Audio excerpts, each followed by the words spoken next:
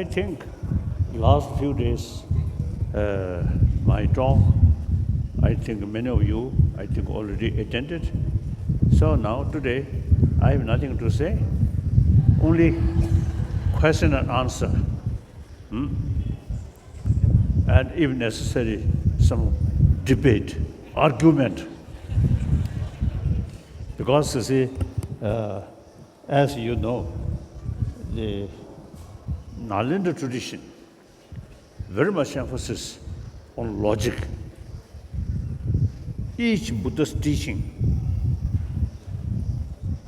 we always raise question, why Buddha stated this? Then investigate. Then those Buddha's teaching, through thorough investigation, it becomes something more clear and something really convincing, then accept. If Buddha's teaching, through investigation, when you find some sort of contradiction, then we reject that. That's, I think, something unique. Buddhism in general, particularly Nalanda tradition. So therefore, like Nagarjuna and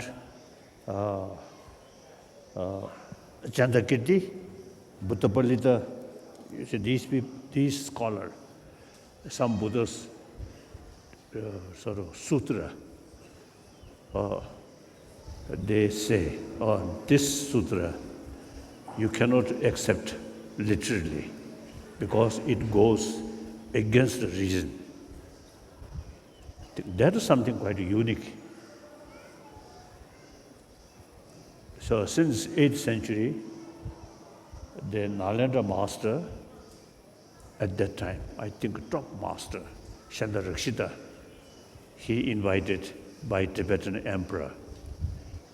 So he taught us according to Nalanda tradition. Then he himself, great philosopher, great logician. You see, he's writing about Madhyamika philosophy, and then also you see the logic. Still one of our texts we study. So therefore, we love also the discussion, and some cases, debate. Okay? So only problem is English language not adequate, and as well as modern Hindi not adequate. So I think Tibetan language, I think language itself, also the way to develop Tibetan language while translation carry from Sanskrit text. So then the Tibetan language itself become richer. So now today, Tibetan language is the most closest with Sanskrit sort of language. So we really appreciate all those great masters of Nalanda. So I want a question and answer. I am from Boulder, Colorado, from the US. I am studying psychology, and I was wondering, how do I make sure that as I study psychology, how do I combine the philosophy of Buddhism and also keep my background intact as I continue my studies, but also make sure that I incorporate some Buddhist philosophy to help my family and people around me, and the Tibetans in general. As far as sort of the psychology about mind, about emotion, I think ancient Indian tradition, ancient Indian psychology, I think, very, very rich. But unfortunately, this ancient, very rich Indian sort of knowledge now in modern India, I think, very much neglected. That's why I'm trying to revive this ancient Indian knowledge. All our knowledge, these sort of philosophical views and the psychology and the logic, all these come from India. We learned from Indian teacher, Shanta Rakshita, Kamala Shila. Then text as I think the major text, the Nagarjuna's text, Arya Deva's text, and Buddha Palita, and then Dignac, Dharmakirti, Arya Asanga, Basubandh, all these sort of great Indian scholars, Nalanda scholar, they are writing, we study. I think we really feel proud. All these difficult texts, all translated into Tibetan and very precisely, as I mentioned briefly, like that. So now, about psychology, I think Vinaya Marbe, Kasa? Abhidharma. Also, you say, like the Abhidhamma Koshakarika. I think first chapter, second chapter, then fourth chapter, fifth chapter, are these mentioning about mind or about sort of kazoda, kamda, or pungbu kamda, jijida, womboda, zidashigdwa. So these chapters that His Holiness mentions actually deals with the psychophysical aggregates, as we call, like what constitutes human body and so forth. Then the Dignacs, Dharmakirtis, Parmanavartika Karika, Namji.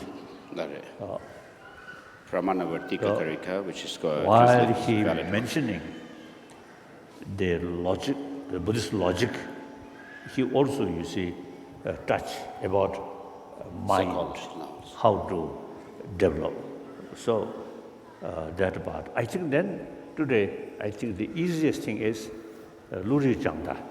Yes. So an easy text to study would be this a certain genre of text called study of mind and consciousness. A few years ago, I asked one occasion my teaching a young student,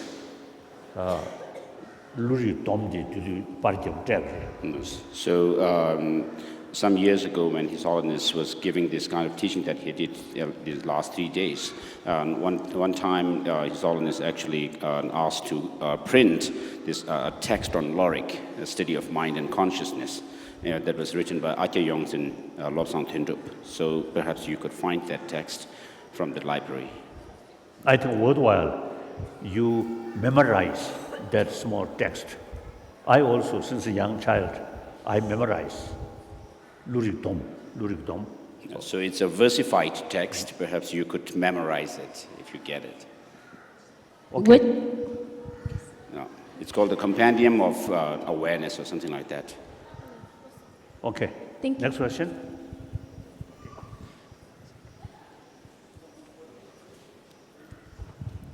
Your Holiness, so I have a small question. We belongs to a world. We belongs to a world where we have many countries, and we don't have a equality region. He is American, we are Indian, he is Russian. Wherever we go, we require a passport visa. Can we establish a equality region in world so that we don't have any difference? We can live there peacefully. That's my main concern. Basically, we human beings, see, social animal. So any social animal, the emotion level loving kindness, that you see bring together the community or the group, even animal, like that. Then, because of that, basic human nature is more compassionate. That's now scientists say now. When we look young child, you see they so long you see showing a smile, a friendly attitude, then they don't care what nationality, what religious faith. They play together. Then gradually, you see, through education, then we, they neglect basic these human value, then our intelligence more important. So study, or knowledge. Then you see secondary level of differences, different nation, different color. In India, a caste system. So this, and then you see religious faith. And within same sort of community, same faith, same nationality, but still we make distinction. Richer family, poor family. We always see emphasis the secondary level of differences. So that is the causes of today's problem.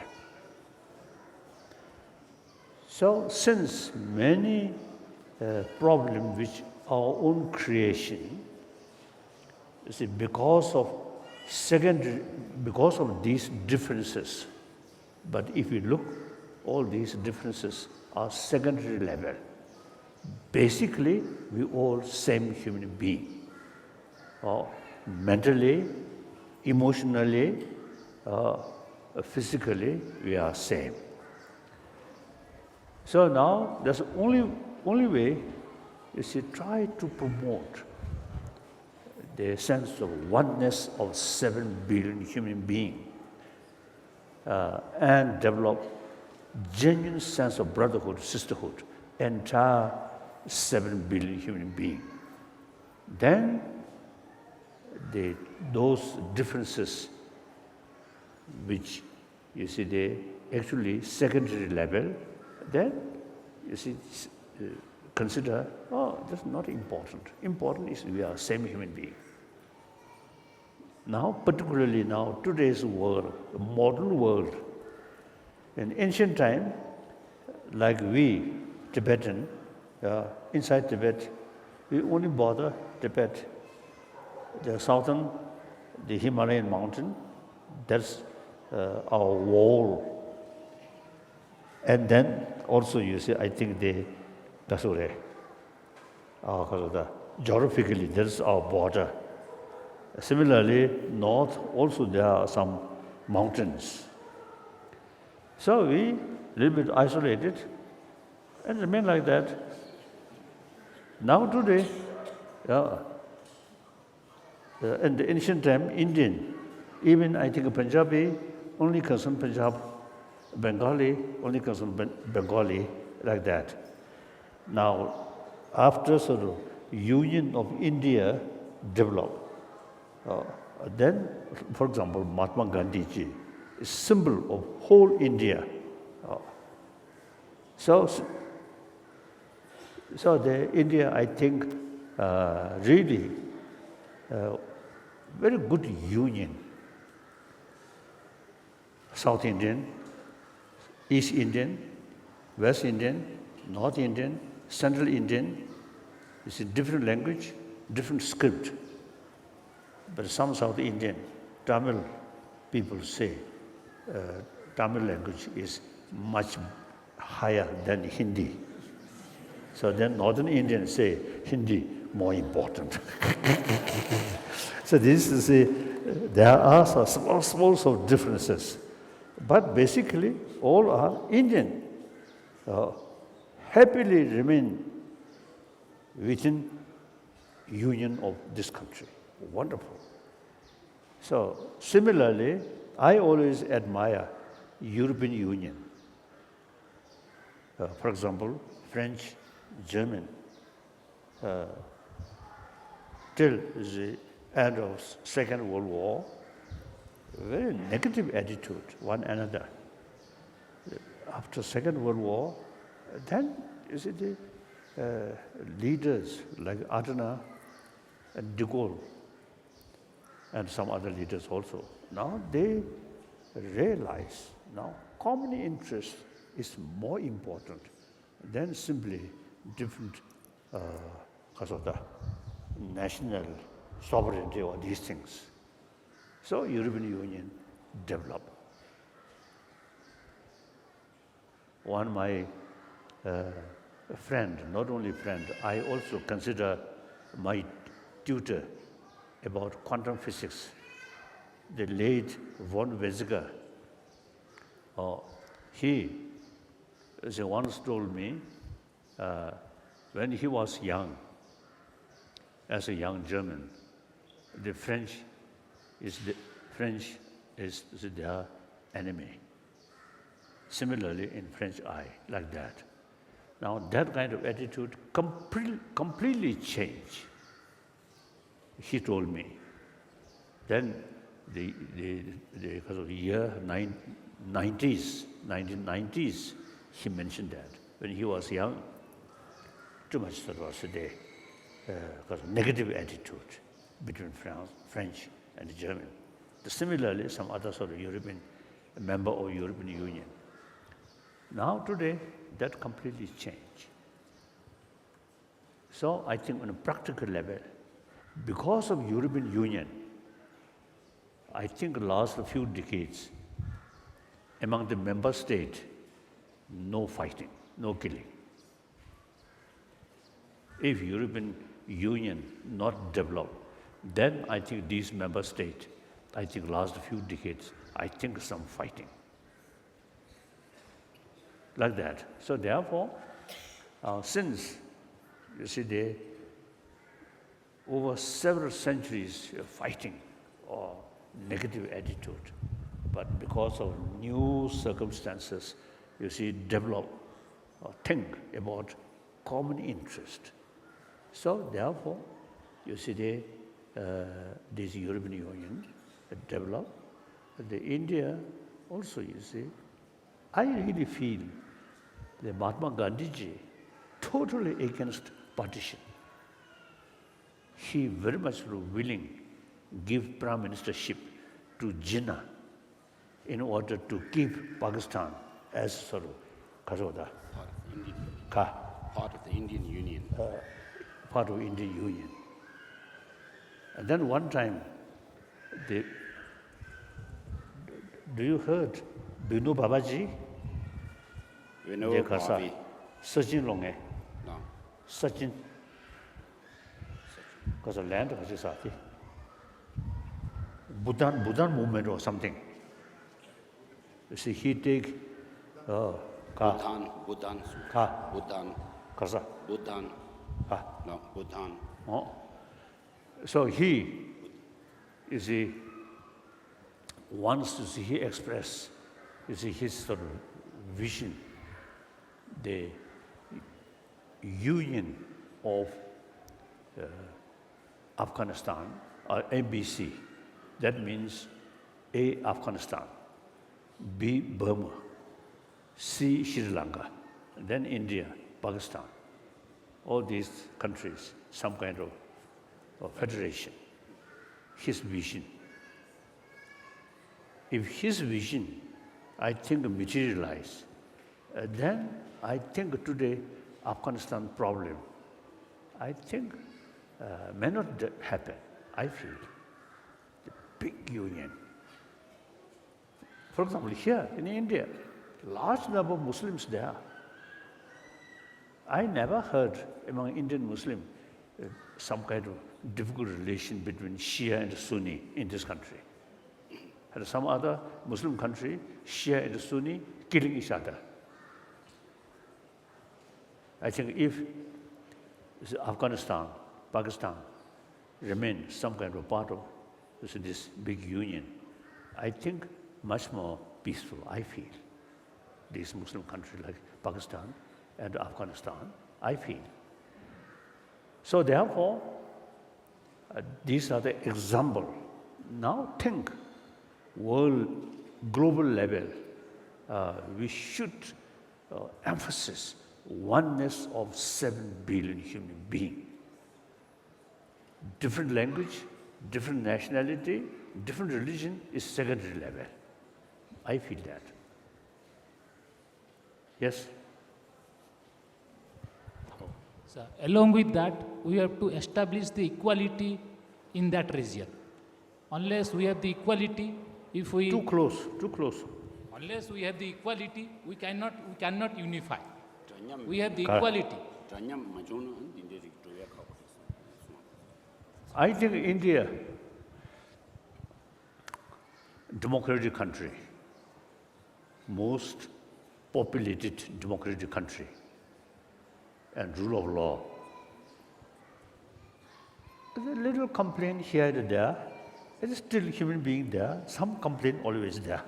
But basically, I think the situation of India, I think compare Pakistan and Bangladesh and even Sri Lanka and Burma and these supposed democratic country, India, much stable, much stable.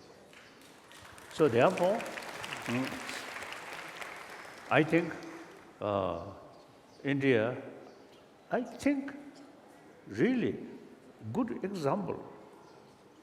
Over billion populated nation and different part of India, different culture, different language, different script, but remain together equally.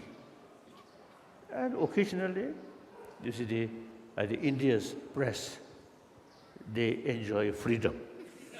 So small things happen, they make big. But basically, overall, you see, if you look, so the Wider perspective. From a wider perspective. Because of wider perspective, and unbiasedly, if you look, I think India. Now, maybe this is some sort of exaggeration. India, our home. Not only, you see, they recent about 60 years, but all our knowledge here come from Nalanda. Nalanda in India, all Nalanda masters are Indian, and most of them South Indian, not Northern Indian.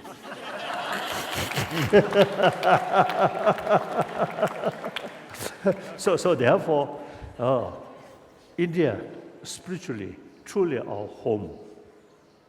So maybe a little sort of exaggeration. I think overall, I think India, over billion populated nation, and a lot of problem here and there. But overall, the rule of law and freedom, democracy, I think kept quite well, I feel. Yes, next question. So, thank you very much for receiving us. My question is, this sense of unity you were speaking about, and also this ease of the mind and the loving kindness and the joy, do you think humanity will make it? I believe existing education, the oriented about material value,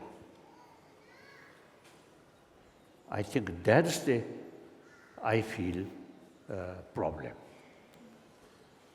The human nature, more compassionate.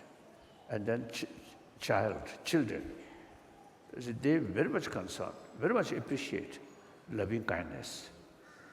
once we joined education, modern education, then not much talk about these inner value, only money or material value. So now I always feel in our education field must include education about our inner world, our mind, our emotion. These days, I just telling, I feel in education, the hygiene of physical is there included. Now we must include hygiene of emotion, not through prayer, not through ritual or religious thing. Simply, it's a fuller knowledge about the whole map of emotion. Through that way, we can teach children how to how to develop peaceful mind. And particularly when we're facing some sort of situation which usually create irritation and anger, there is such case, within emotion, we already equipped. Destructive emotion there, similarly, opposite constructive emotion by nature there. If our anger is part of our mind, if our basic life is just anger, then I think we may not survive. I think at a young age, suicide, I think. No sort of human compassion. Then, for example, parent and mother, particularly mother, neglect, we die. So, the basic human nature is more compassionate, and the human survival very much depend on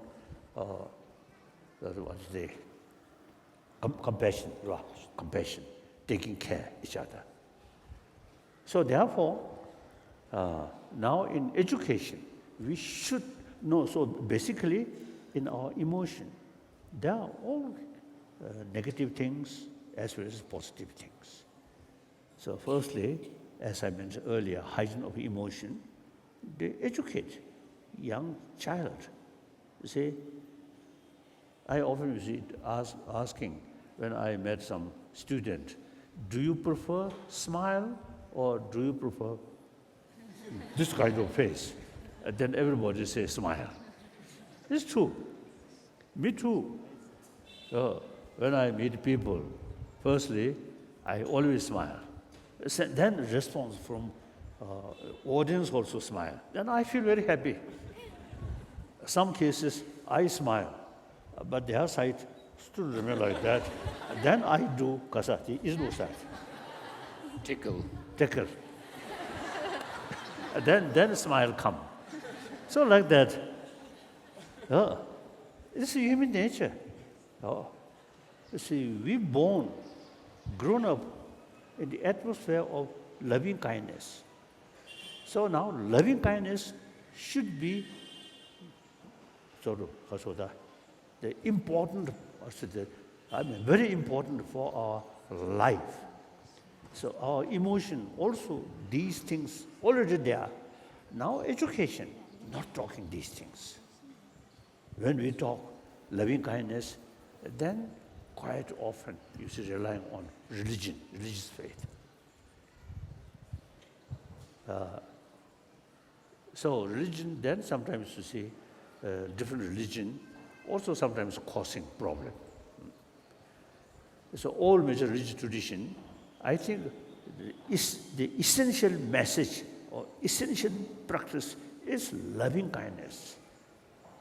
Whether theistic religion, non-theistic religion, all carry same message of love and forgiveness, tolerance, contentment, self-discipline.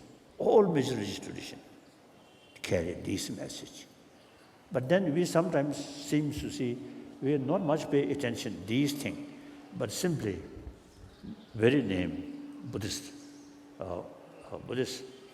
Christian, Judaism, because of the Jews and Muslim, like that. I think so. Therefore, now in education, they what say universal value or secular ethics. According to India, secular is very fit. Secular means respect all religions and also respect non-believer. That's important. Advani, my great friend, is one time he told me, according to Indian understanding about secularism, you must respect a non-believer. So that means you must sort of faith or respect entire 7 billion human beings. That's wonderful. That's wonderful. Then I think in the West, the very word secular sometimes you feel a little sort of some sort of Negative connotation. There is, in the West, the word secular has some kind of negative connotation. Secular, some kind of distance for religion or disrespect religion when we use the secular. But according to Indian understanding, secular means respect of all, sort of, including non-believer. So I think some of my friends say the universal compassion, universal Values. also the moral principle. So in any way, that I think through education, we can bring on the basis of basic nature more compassionate. And then through education, you see, these basic human quality, if you deliberately keep, you will be more happier individual. And the student, eventually, you see, also they, because of start family, more compassionate family, much happier, isn't it? Among the family member, little bit of suspicion each other, distrust. Then that family may be very rich, never be happy family, like that. So I think a compassionate mind, loving kindness is the beginning of our life, very important. Without that, we can't survive. Then, rest of our life, the compassionate mind is the key factor to bring inner peace and also, inner self-confidence. Self-confidence. And then also, you carry more compassionate sort of way, never sort of thinking how to bully other, how to cheating other people. Then you can carry your life more transparent. That brings trust. Trust is basis of friendship. We social animal, we need friend. Friendship, you cannot buy money, power. I think those rich family may have more friends, but these friends are friends of money or friends of power. So when your fortune goes like that, then these friends no longer remain as a friend. So genuine friend, then when your fortune goes like that, then these friends really show you their concern and you feel very happy, isn't it? Even finally, when we die, surrounded with your trusted friend, with showing smile and genuine sense of concern, you feel much happier, isn't it? At the time of dying, you see, your money, your power, nothing. So therefore, basic human nature is more compassionate. So therefore, whole our life, from the childhood up to dying period, loving kindness is very important. Now loving kindness we can explain through education, not ritual, not prayer. Okay. So I think education, now I always telling my Indian friend, see, this country, now all this ancient Indian knowledge now must revive in this country. The existing education in this country is introduced by Britisher. I really feel some sort of sad when India get independence. At that time, I think there's some scholars, some sort of spiritual leaders, I think should discuss when you got independence, then education system, education field should include some of these ancient Indian knowledge about psychology, about logic. These basically secular sort of idea, nothing to do with religion. Okay, like that. Okay, thank you. Then next question. Next question. Tashidale, I'm Rashmi Gazare.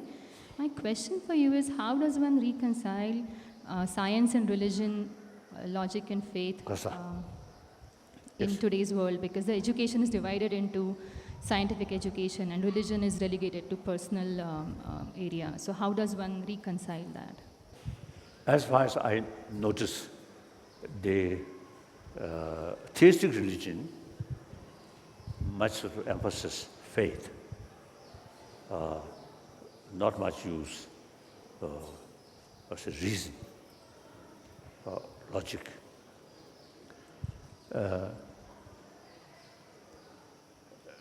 See, many of my friends, wonderful Jews, follower of Judaism, and wonderful Christian, wonderful Muslim, so on. Really wonderful. But when we discuss, their sort of main sort of also the concept is the God told us, you should do this, you should not do this. So mainly based on faith. In this country, India, over 3,000-4,000 years, I think already developed, investigate what is matter, and make distinction, appearances and reality.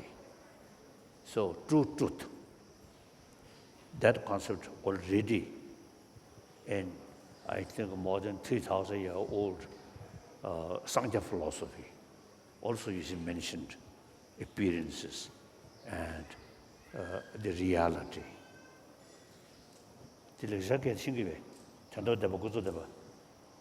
In Indian language, Sanskrit, Samvriti Satya and Paramath Satya. So These two truths.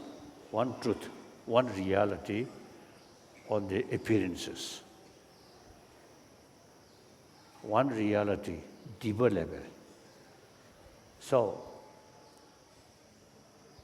in order to understand the deeper reality, you need sort of investigation. Should not satisfy or content just appearances, must go deeper. So the concept of vipassana, analytical meditation. And then in order to carry analytical meditation more effectively, your mind must sort of channelize. No. Today's sort of mind much sort of scattered, and also you see our main mind almost like the slave of our sensorial experiences. Now, this must sort of change. Our main mind, that we call meditation now. Try to strengthening the main mind. The sensorial experiences, yes, appears here, but your main mind not pay attention to these things, but main mind and certain particular sort of object. That's we call shamatha, single-pointed meditation.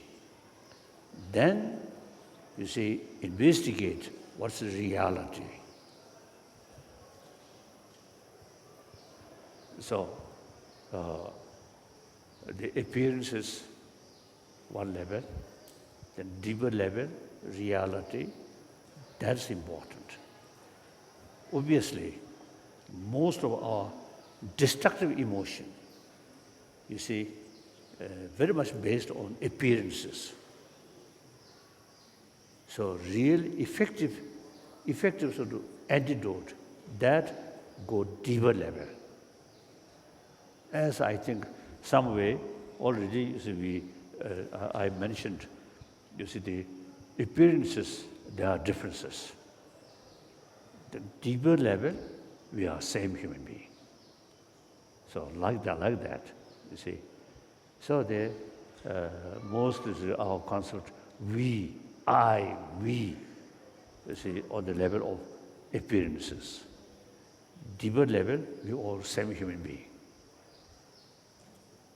Similarly, like that, you see.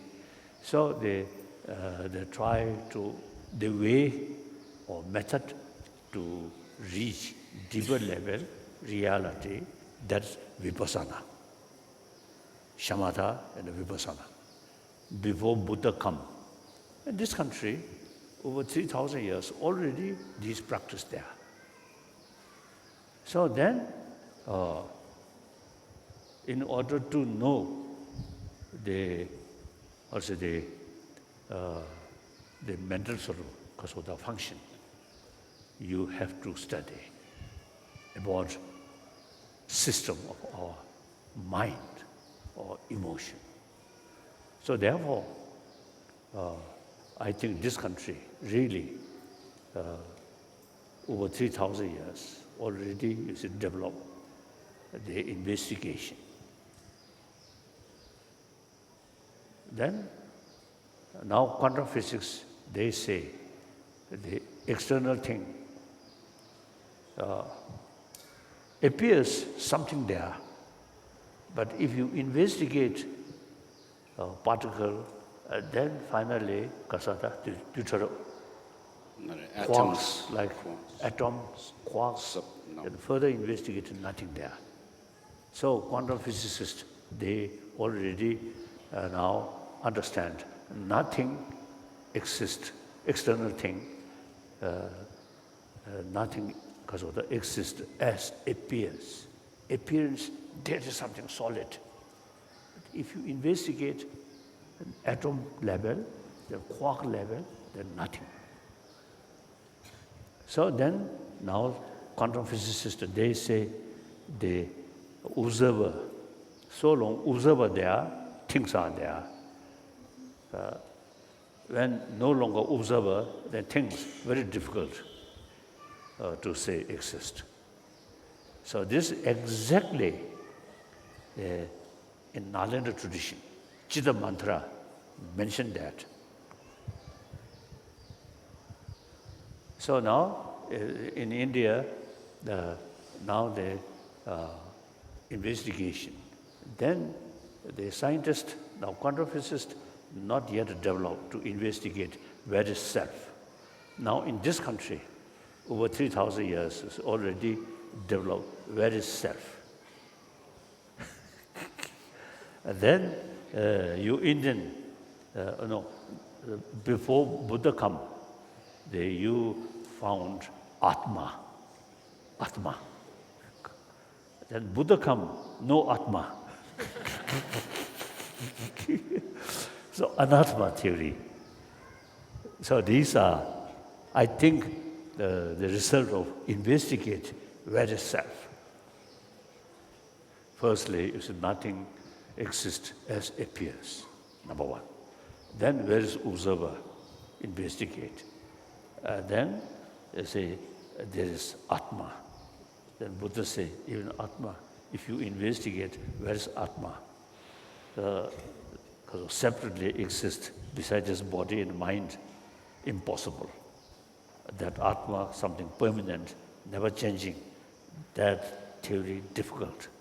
So therefore, Buddha concluded self is just a mere designation on the combination of body and mind. So now here say shunyata. Now the concept of shunyata within Buddhist philosopher, many different views. What is the emptiness? What is shunyata? So a lot of discussions, a lot of debate. Among the Nalanda masters, many books, you see, wrote, discuss where is Atma, or what's the meaning of emptiness. All these really wonderful. So these are your tradition, not a Tibetan tradition. We Tibetan, you see, the cold climate, and you see our life like nomad. We are quite expert how to kill animal. Just nomad. Then we sort of, I think, we quite sort of expert to make sword, sword and spear. Then around the 7th century, Buddhism, interest about Buddhism, Buddha Dharma, Buddhism come. Mainly marriage with Chinese princess. Then mainly 8th century, the Tibetan emperor then really feel more serious. So he not satisfied just learning from Chinese Buddhist, but he invited from Nalanda, Shantarakshita. So he introduced Buddha Dharma. So like that. So therefore, all these, I think, ancient Indian knowledge about mind is now should consider universal knowledge. So different part of the world, I think worthwhile pay some attention about psychology, and in order to learn, use logic, not just sort of believe. Study. Why? The logical approach, whenever we heard something, the first reaction is why, how. That's important. Not relying on the person. So we should not act like yes minister. Isn't it? Once the television shows yes minister, whatever someone will say, yes. We should not act like yes minister. Whenever we sort of come across something, we always remain more skeptical. Then develop question, why? Then further investigate. Next question? Please ask. Question? Oh, yes. My name's Lenny. I'm from Australia, but I live in New Delhi. And my question is, what advice would you give yourself when you were my age? Kasa.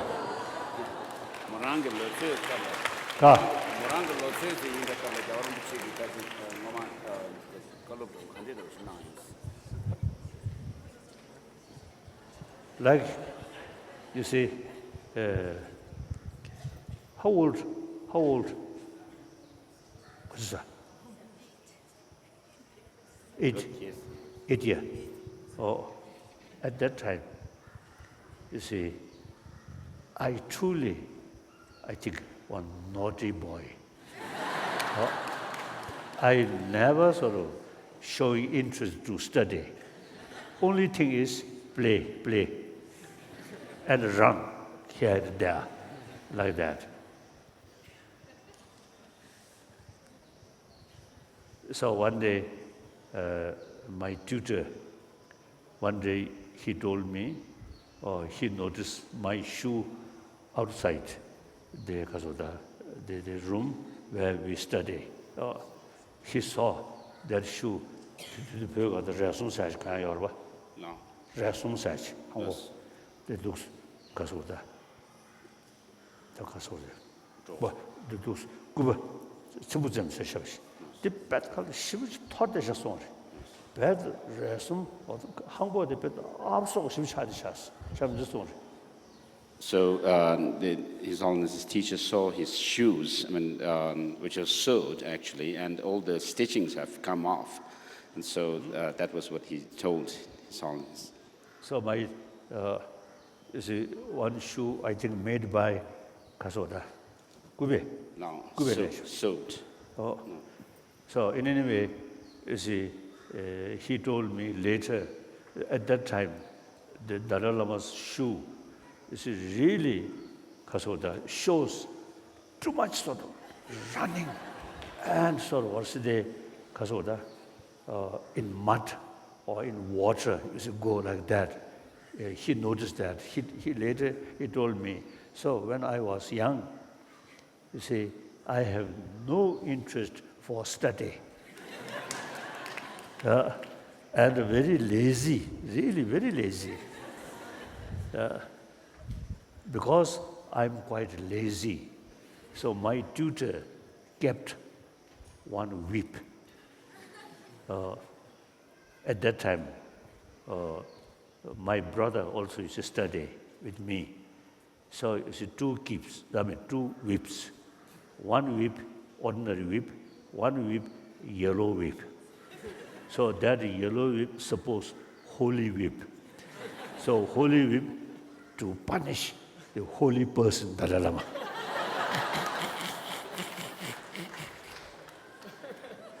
So at that time, I acted like truly holy.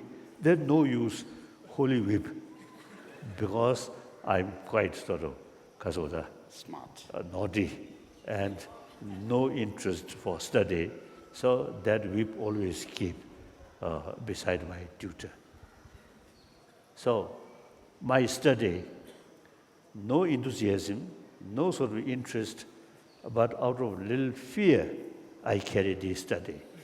Now gradually I realize all this knowledge I learned with great reluctance.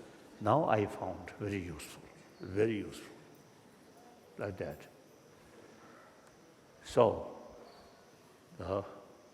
what is what subject do you feel some interest?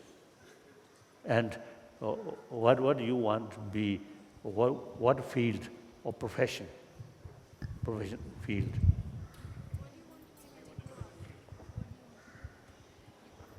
I want to be a dance teacher. Kasa.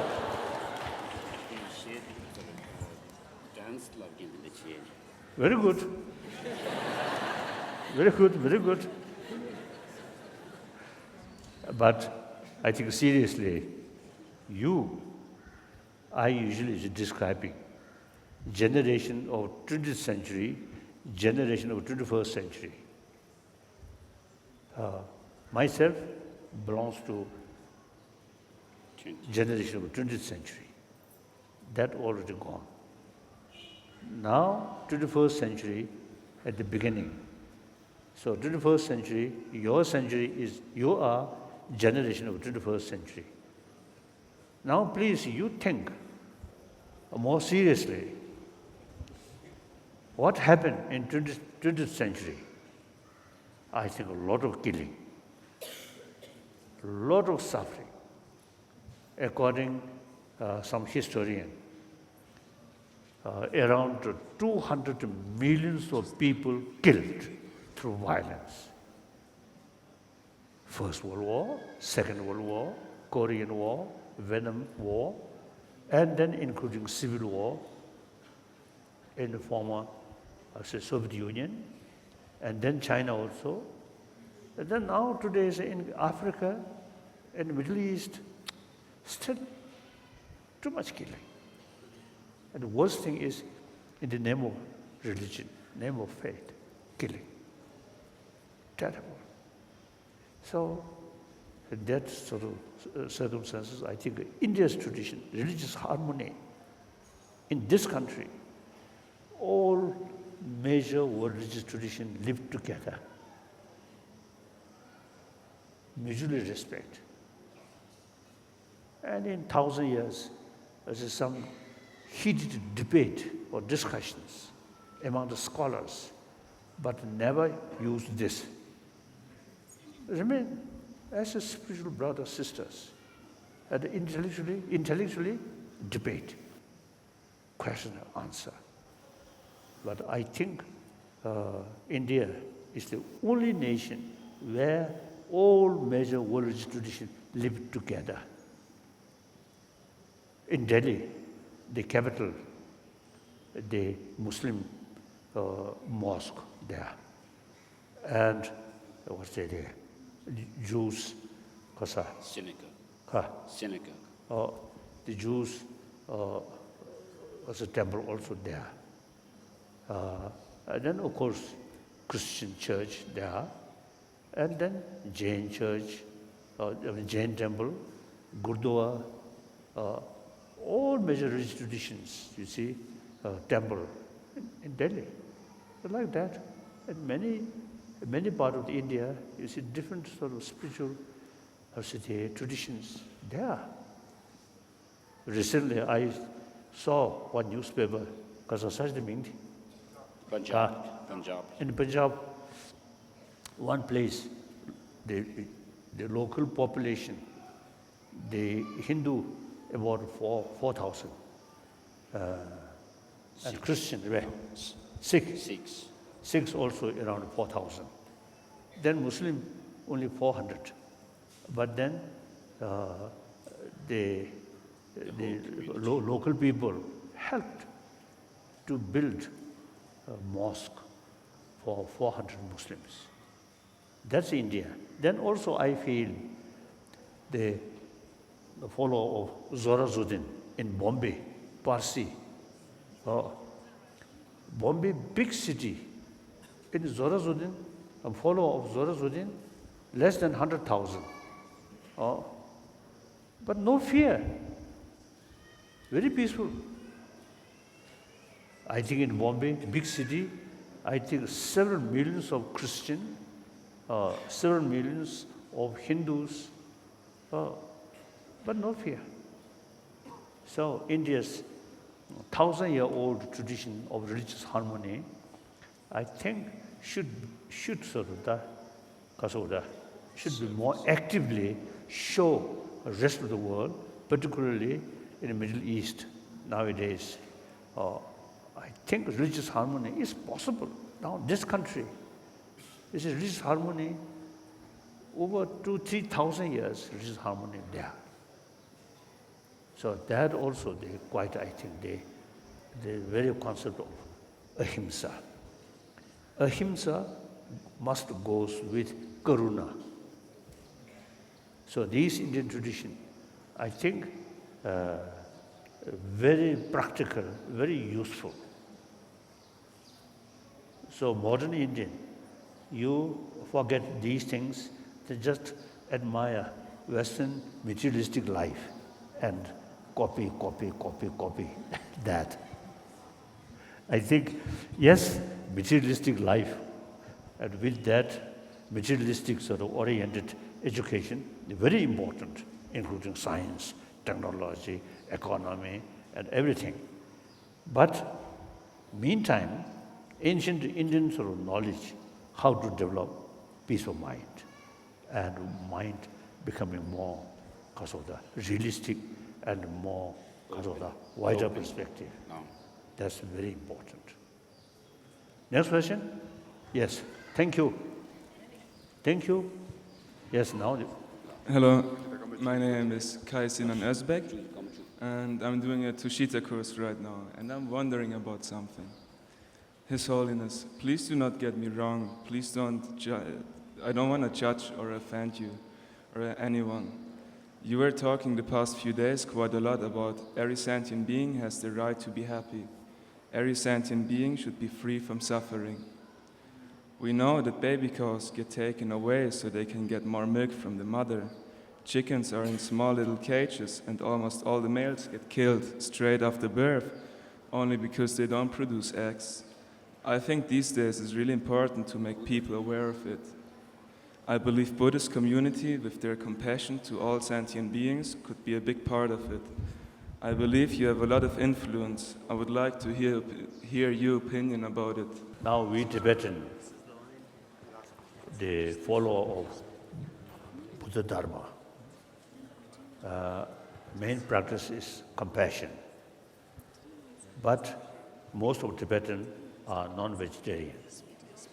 Traditionally, as I mentioned earlier, northern part of Tibet, no vegetable, no fruit. So only animal product. Now in India, a lot of vegetable, fruits. So all our monastic institutions in India, their common kitchen always serve vegetarian food.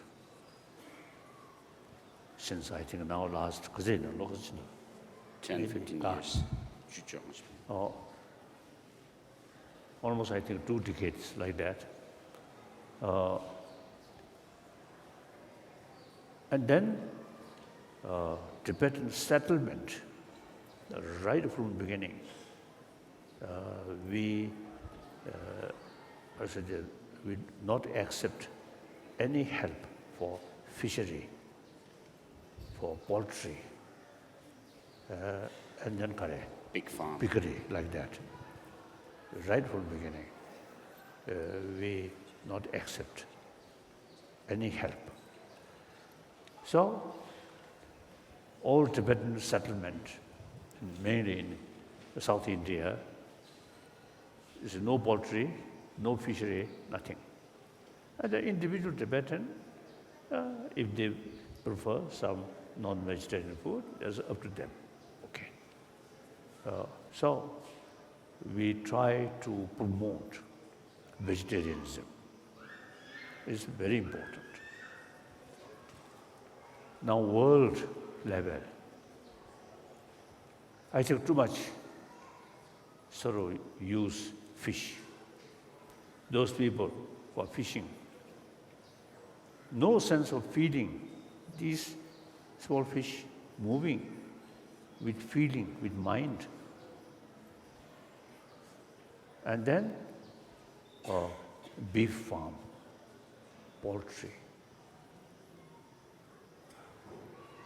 I think there are people and also some NGO, they're really trying to promote vegetarianism. Wonderful. I think we should sort of make some effort or promotion of vegetarianism. As far as sort of vegetarian food is concerned, Indian vegetarian are very tasteful, very good. The Chinese vegetarian food, not that much tasteful. But non-vegetarian food is concerned, the Chinese food is much better than Indian food. So your question is very good. Now, you see, I think really worthwhile to promote vegetarianism. And then I always say, telling people, expressing, now all these killing, not by boxing, but by gun. So we have to make effort to reduce selling weapons, including these big nations. Eventually, I think our aim should be a demilitarized world. It takes time. But I think we can argue through weapon. You may solve some problem, but it creates ill feeling. The other side who defeated by force, ill feeling increasing. So through violence, counter-violence, no end. You know, I love American as a most important leading nation of free world. So when we become very close friend with President Bush, George W. Bush Jr. Bush. From first meeting, we become very close friend. So I usually, you see, they always love the human level. Not much concern about the presidentship or some other religious leader. I don't care. The human being, human level. So on that level, the President Bush, I love. He acting like a human being. But some officials acting like a statue. Each word very careful. Like that. President Bush, not like that. So since my first meeting, we even immediately become friend. So therefore, after Iraq crisis, I wrote a letter to him. Firstly, September 11. September 11th tragedy in New York, and also some extent in Washington. I express, while my expression of condolence and prayer, I also mentioned, I hope this problem, you see, this tragedy should deal through non-violent way. I express. The 11th that happened, 12th I wrote that letter. Then of course, you see, eventually Iraq crisis happened.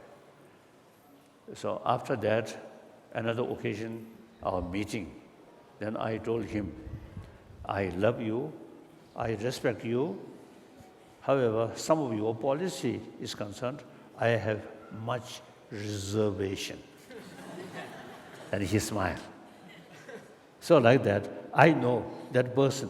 I think wonderful person. But then I think goal also, I think purpose, I think bring democracy in Iraq. Good. But then, you see, he used violence or force. So that, I think, creates a lot of problem. I think attitude from this Muslim world, I think something changed. That one Muslim friend, he told me that, like that. So, violent method, always negative consequences. So any problem among we human brothers, sisters, the only way to solve that human way, meet, talk, and respect their interest, their view. So only dialogue, through dialogue, any problem we can solve through dialogue. So I usually describing this century should be century of dialogue. Because so long we human beings remain there, some kind of differences always there. So different interests, always there. And then about some sort of danger, create some problem, then talk through dialogue. So this century should be century of dialogue in order to achieve peaceful century.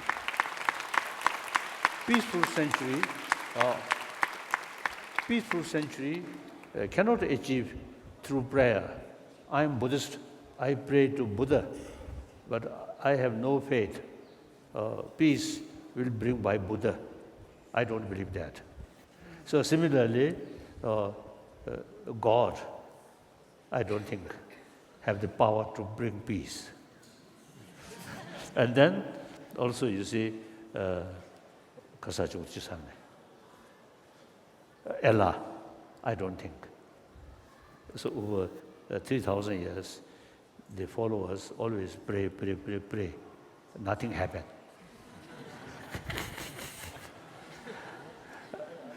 So therefore, I think if we have the opportunity meeting Buddha, Jesus Christ, or Muhammad, if asked, please bring peace on this planet, I think they may say, who created violence? Not God, not Buddha, but we human beings. So we have the responsibility, you see, to reduce this violence. So I think ancient, although you see violence, I think a concept of, war is, I think, part of human history. And then I think very concept of war, I feel, is war means mobilize several people and carrying violence. That's a war. So that I feel very much related with feudal system. One leader, king or queen or religious leader, they give order, mobilize, I think it's several hundred or thousand, and then kill the other side.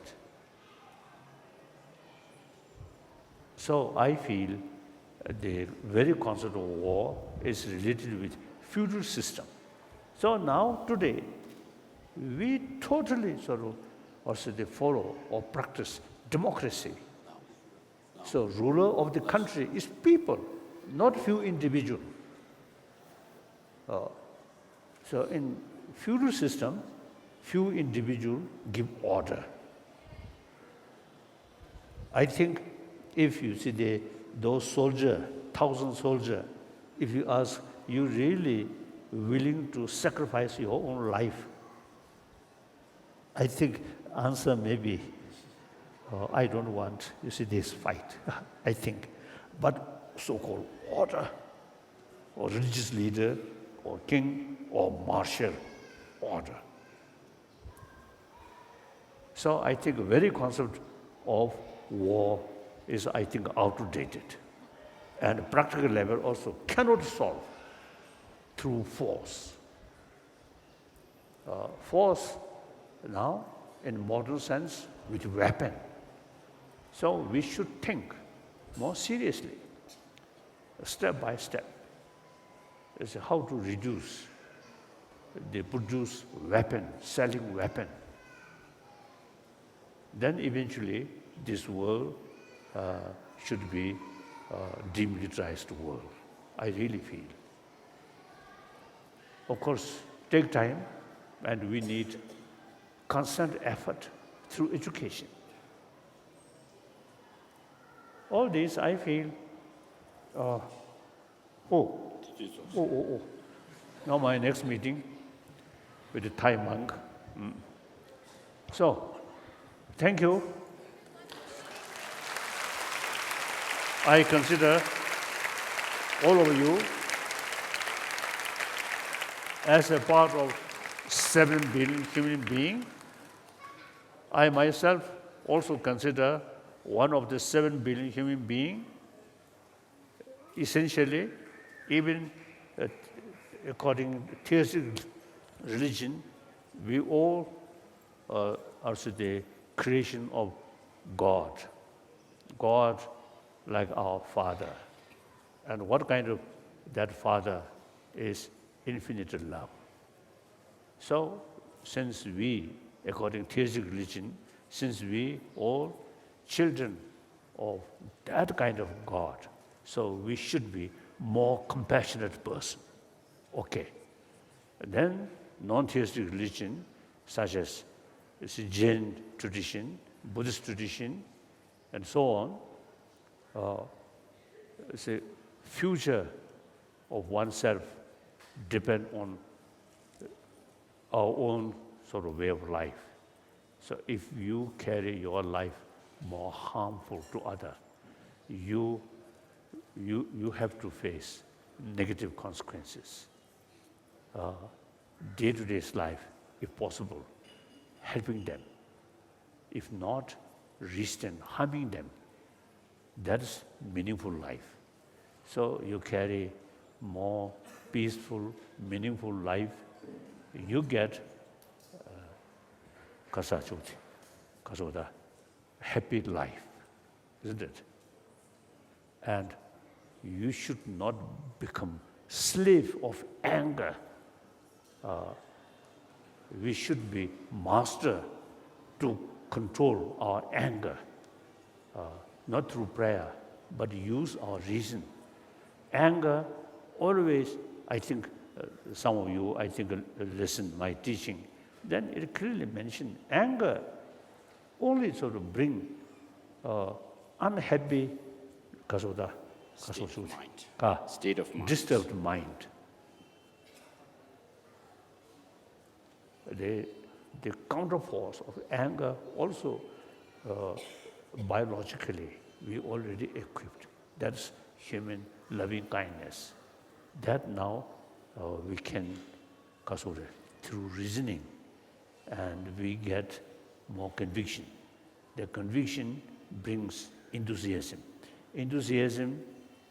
Through enthusiasm, then familiarize these things. Then compassionate mind become part of your mind, your life. Then you become a very peaceful, very happy person. One individual, then share with your friend. And then each friend, again you see share their friend. That means from one person, 10 person, from 10 person, 100 person, from 100 person, 1,000 person. That's the way to create more compassionate society. So finally, compassionate humanity. Then, I think it is possible, as I mentioned earlier, now 21st century, so we have world information easily reach each other. So therefore, I think these modern technology very useful now should use for promotion of compassion, sense of oneness of humanity. Okay. So, my brothers, sisters, please think more seriously, and then each of you have sort of opportunity to make some contribution for better humanity, better world. Thank you.